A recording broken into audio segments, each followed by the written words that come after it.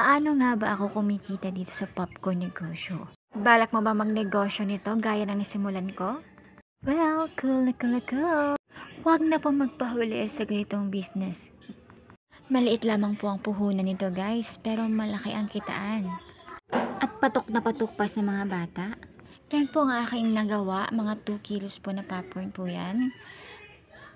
Meron po ako ditong walang cheese at meron po akong maraming cheese or cheesy kasi meron po mga bata kasi na gusto nilang walang cheese, hindi gaanong cheesy.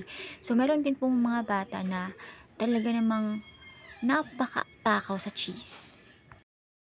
Sa pagpack ko po naman ng aking popcorn ay gumamit po ako ng sealer kasi pang maramihan na kasi siya.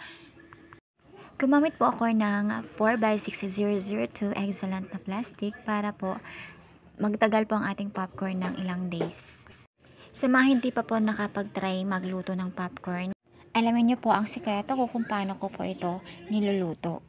Ayan. Hindi naman po necessary na paiinitin mo talaga yung oil. Pwede niyo pong i-mix lahat bago lakasan po ang inyong apoy. Huwag niyo pong kalimutang takpan para hindi ho kayo maabutan ng mag-pop na po siya. Itong ginamit ko po na lutuan ay good for 1/4 po na popcorn. Iwasan niyo pong matapon yung mga nag-pop na po.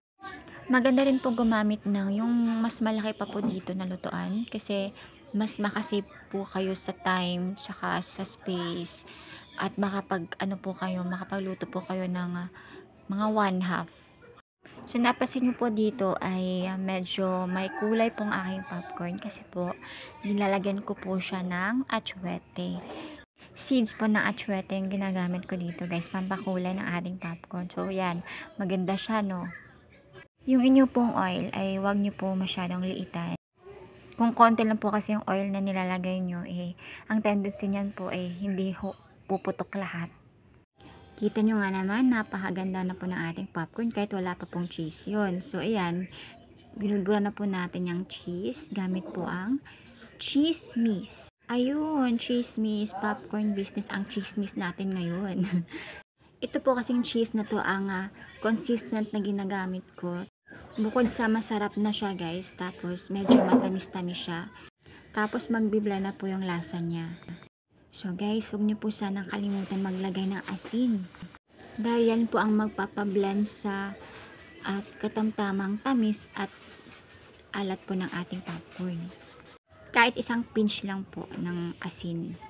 Kada 1/4 po ng inyong popcorn. Ang maganda po kasi dito, kapag kinulayan mo yung popcorn nyo, hindi na po natin masyadong malagyan ng maraming cheese. Ayan, super ganda na po at talaga namang parang nakakatakam na talaga. Wow! Ayan. So, pwede na po natin siyang i-pack. Gamit po ang ating 5x9 004 excellent na plastic. Makintab po ito guys kumpara sa 5x9 na plain at medyo manipis po ito. Sa akin po kasi araw-araw ho ako nagluluto ng popcorn. So, mabilis lang po ang bentahan. Ang maganda po kasi dito, hindi mo na kailangan gumamit ng sealer kasi diretso na yung ano mo. Ayan o. Kasi attractive po siya. 002 naman po ang aking ginagamit kapag meron po akong orders na magtatagal po ang popcorn ng ilang days. So, ano nga ba talaga ang pinakasekreto dito guys? Be consistent lamang po sa mga ingredients na ginagamit ninyo. Huwag po kayong magpalit-palit ng flavor.